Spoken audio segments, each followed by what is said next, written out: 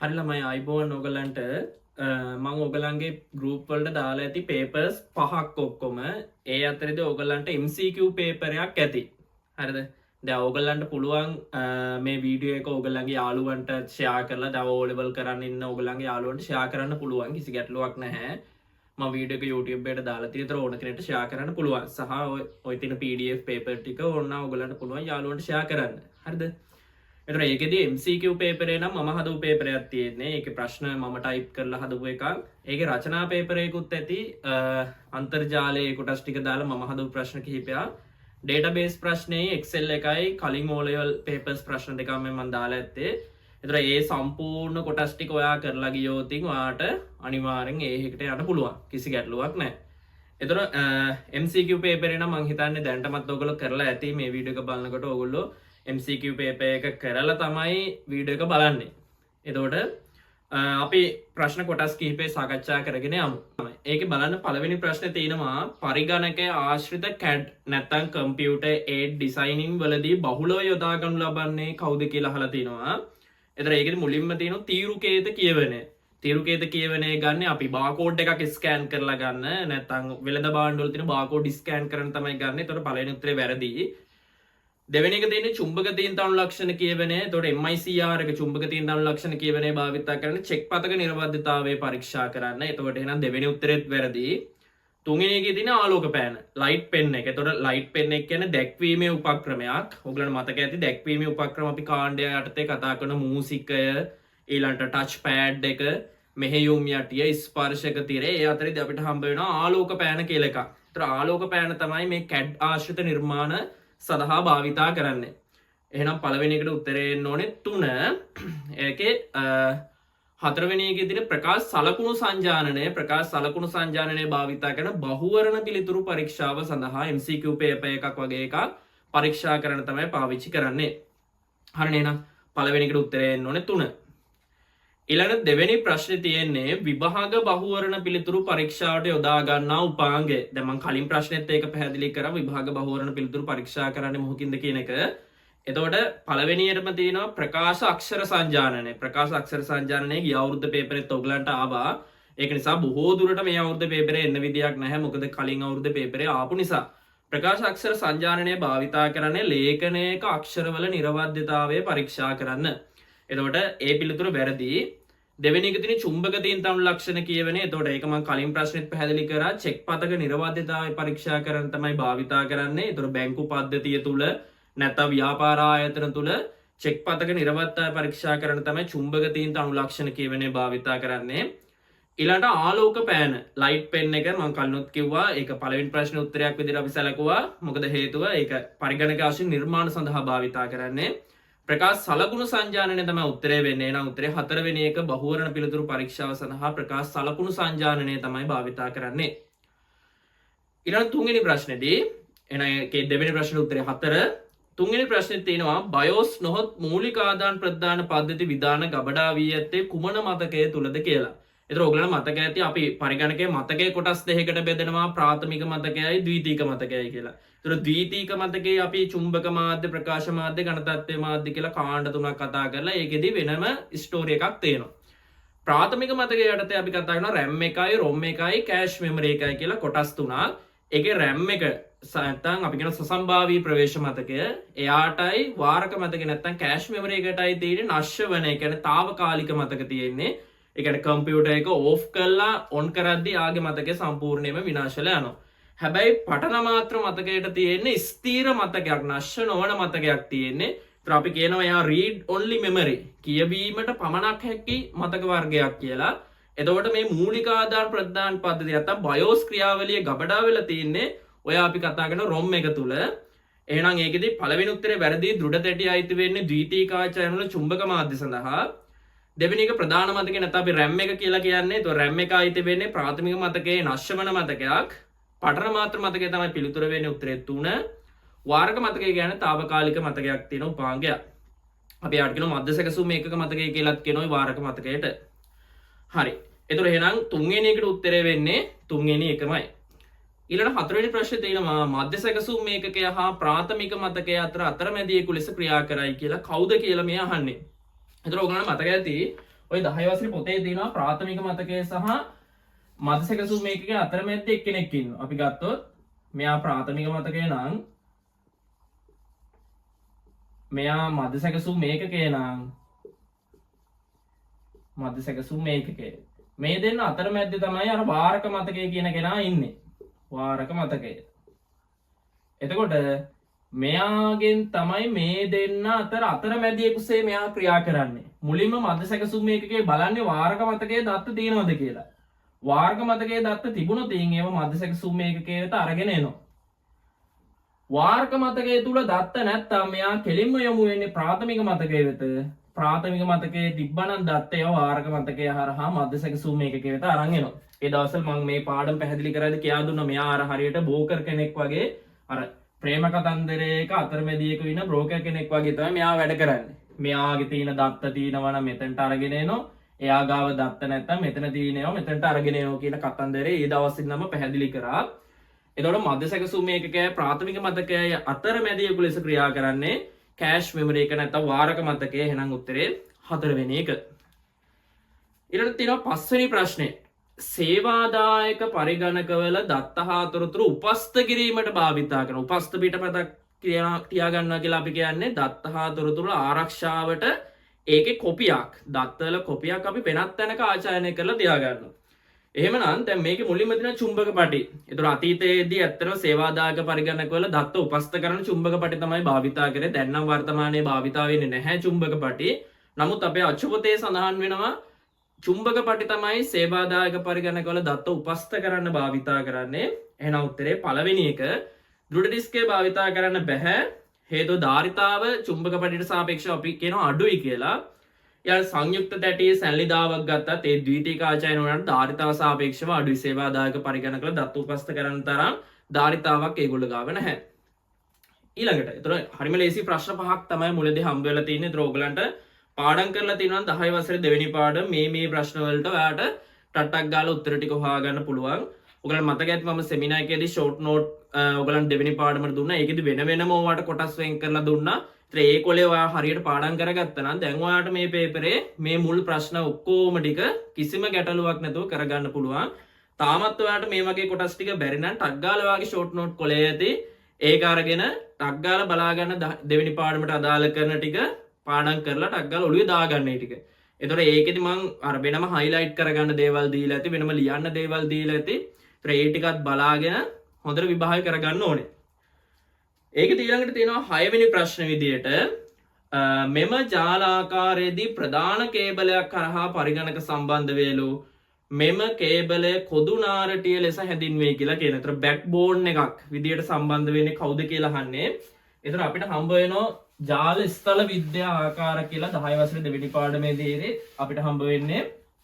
එතකොට ප්‍රධාන කේබලයක් මේ විදියට ප්‍රධාන කේබලයක් ඇවිල්ලා ඒකට මේ විදිහට පරිගණක කිහිපයක් සම්බන්ධ වෙනවා නම් අපි කියනවා මේකට බස් ආකාරය නැත්නම් බස් එක ආකාරය කියලා.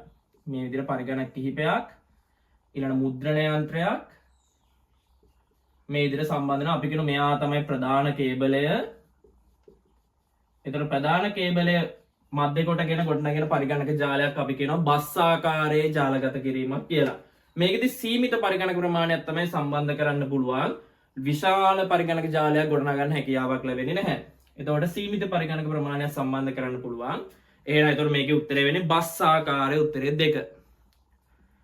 එක් ජාලය වෙන් වශයෙන් පාලනය කළ හැකි වන්නේ. ඔන්න නැවතත් අපිට ජාල ස්ථල විද්‍යාවේ ප්‍රශ්නයක් අහලා තියෙනවා. එතකොට එක් ජාලය වෙන් වශයෙන් පාලනය කරන්න පුළුවන් කවද කියලා අහනවා.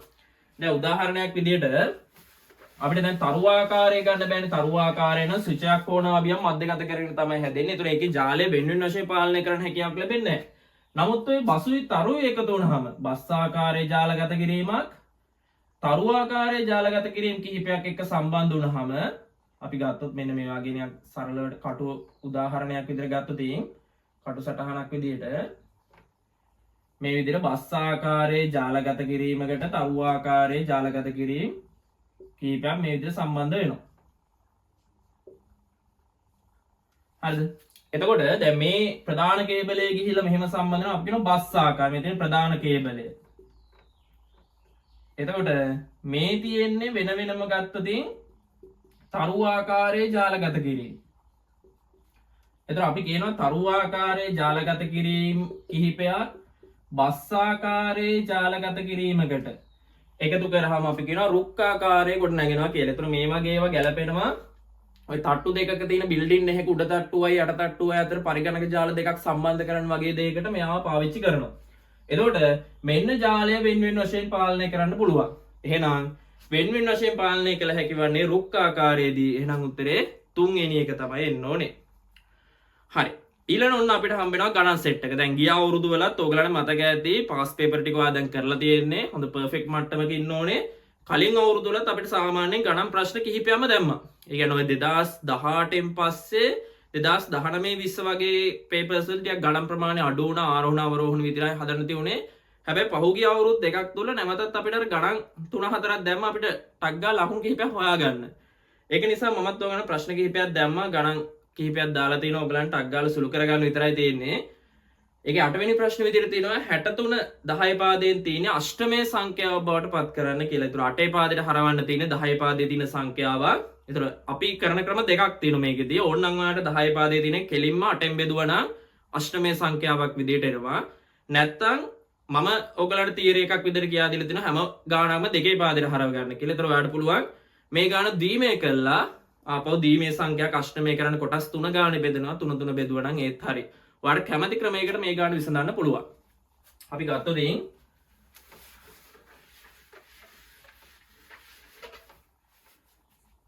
මේ විදිහට 63 10 පාදයෙන් තියෙන්නේ. ඒතර 63 අපිට දෙකෙන් බෙදාගෙන යන්න පුළුවන්. අෂ්ටමයේ කරන්න තියෙන්නේ 8 පාදයට.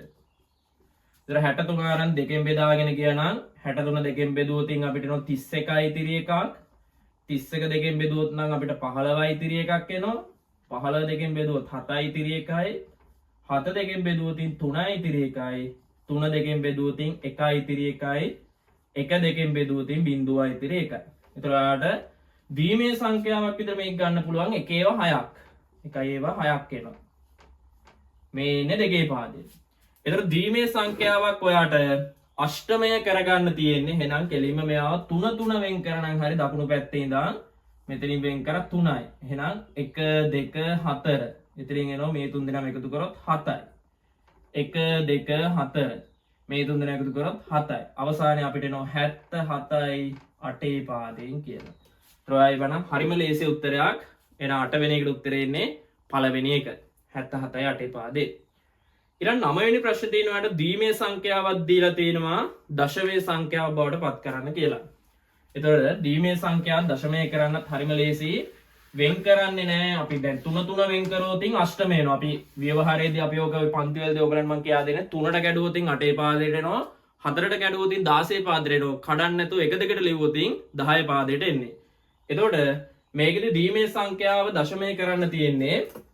එහෙනම් ගාන ලියාගත්තා 110යි 110යි 1 110යි 110යි 1. ඔන්න දීමේ සංඛ්‍යාව. මෙයා දශමයේ කරන්න තියෙන්නේ. එහෙනම් මෙයා 10 පාදයට හරවන්න 1 2 4 8 16 32 64 කියලා ලියාගත්තා. ඊට පස්සේ මෙයාව කෙලින්ම අපිට 10 පාදයට හරවන්න පුළුවන් 1 4 8 32 සහ 64. මේ තමයි කෙටි ක්‍රම ඕගලන්ට දීමේ සංඛ්‍යාව දශමයේ කරන. අපි බිංදුවට උඩින් තියෙන අගයන් ගන්න නැහැ. එකට උඩින් තියෙන අගයන් ටික විතරක් ගන්නවා. ඒතර 4යි 2යි 6යි 14යි 18යි 1යි 19න් 9 එකක් ඉතිරි 7යි 10යි 109යි 10 පාදයෙන් කියලා ඔයාලට එනවා. බලන්න ඒ වගේ උත්තර අනිවාර්යයෙන් ෂුවර් ෂොට් ඔයාලට උත්තරේ හදා ගන්න පුළුවන්. කිසි ගැටලුවක් නැහැ. ඒතකොට උත්තරේ 3 වෙනි එක එන්නේ. ඊළඟ 10 වෙනි ප්‍රශ්නේදී 10 වෙනි ප්‍රශ්නේ තියෙන 2315 අෂ්ටමයේ සංඛ්‍යාවක් විදිහට තියෙන්නේ ෂඩ්දශමයේ කියන්නේ 16 පාදයට හරවන්න තියෙන්නේ. ඔයාලා ලේසිම ක්‍රමය තමයි අෂ්ටමයේ සංඛ්‍යාව කෙලින්ම දීමේ කරන්න පුළුවන්. දීමේ කළා ඒන උත්තරේ 4 4 වෙන් කරා නම් ඔයාලට ෂඩ්දශමයේ සංඛ්‍යාවක් කරගන්න පුළුවන්. නැත්තම් ඔයාලට මේක අෂ්ටමයේ සංඛ්‍යාව තව ක්‍රම තියෙනවා. ඕනනම් අෂ්ටමයේ සංඛ්‍යාව දශමයේ කළා. ඒතකොට 10 පාදයෙන් එන්නේ. ඒක ඕනනම් 16න් බෙදාගෙන ගියාම ඒත් උත්තරේ ගන්න පුළුවන්. අපිට ලේසිම ක්‍රමය මම ඔයාලට කලින් ගානත් විසඳද්දි කිව්වා ඕනම ගානක් දීමේ සංඛ්‍යාවක් කරාම ගැටලුව විසඳ ගන්න ලේසි. හරි. අපි මේවත් සාකච්ඡා කරමු. මෙයාගේදී අපිට ගාන තියෙන්නේ 2315යි 8 පාදයෙන් 2315යි 8 පාදයෙන්. එතකොට අෂ්ටමය ද්විමය කරගන්න ඕනේ මුලින්ම. එතකොට ඔයාලා ලේසි ද්විමය කරගෙන පැත්තක ලියාගත්ත එකේව තුනක් 1 2 4. එහෙනම් 5 1 3 සහ 2 හැදෙන විදිය ලියා ගන්න ඕනේ. එතකොට 5 හැදෙන්නේ 4යි 1යි. එහෙනම් 101යි. 1 හැදෙන්නේ 0.2යි 1න්. 3 හැදෙන්නේ 0යි 1යි 1න්. 2 හැදෙන්නේ 0යි 1යි 0යි. මේවා ඉතින් ඔයගලන්ට බැරි වෙන්න විදියක් නැහැ. මේ වගේ ගණන් ඕන තරම් හදලා දෙනවා. ඊට පස්සේ දැන් මේවා ද්විමය සංඛ්‍යාවක් විදිහට එනවා අපිට. ඕන්න ඉස්සරහ බිඳුව ලිව්වත් එකයි නැතත් එකයි වටිනාකමක් නැහැ. මම ඔන්න ලියාගත්තා. ඔන්න ද්විමය. දැන් ද්විමය සංඛ්‍යාව ඔයාලට කෙලින්ම ෂඩ් දශමය කරගන්න පුළුවන්. මේක 4 4 වෙන් කරාම එහෙනම් 1 2 3 4 මෙතනින් වෙන් කරා. 1 2 3 4 මෙතනින් වෙන් කරා. මෙතන 4 දෙනවා. එහෙනම් 1 2 4 8. ඉතින් එනවා 8යි 4යි 12යි 1යි 13යි. 1 2 4 8. ඉතින් එනවා 8යි 4යි 12යි. 1 2 4 8. ඉතින් එනවා 4යි. ඒතර 4යි 12 වෙනුවට දැන් අපි 10 නම් A, 11 නම් B, 12 නම් C, 13 නම් D, 14 නම් E, 15 නම් F. ඕමනේ ෂඩ් දශමයේ සංඛ්‍යා ටික එන්න ඕනේ. එහෙනම් 12 කියන්නේ C, 13 කියන්නේ D, 4යි C D 16 පාදයෙන් කියලා තමයි උත්තරේ එන්න ඕනේ. එහෙනම් ඔයාලට බැලුවට උත්තරේ තියෙනවා කෙලින්ම පළවෙනි එක. ඒතර ඔන්න ප්‍රශ්න 10ක් අපි සාකච්ඡා කරා. බලන්න ඒ වායේදී ඇත්තටම පාඩම් කරලා තිනවා මේ ප්‍රශ්න කිසිම ගැටලුවක් නැතුව කරගන්න පුළුවන්. ඒතර ඔයා තාම මේ ප්‍රශ්න වල කිහිපයක් මොන හරි වැරදි නම් ටග් ගාලා වාගේ ෂෝට් නෝට් කොලේ තියෙනවා. ඒක බලාගත්තා ඔළුවට අයිඩියා එක දාගන්න. ඒතර ඔයාට මහන්සි වුණොතින් තමයි ඔයාගේ රිසල්ට් එක උපරිම මට්ටමකට ගන්න පුළුවන්. ඒක නිසා හොඳ කැපකිරීමක් කරලා එක්සෑම් එකට යන්න ඕනේ.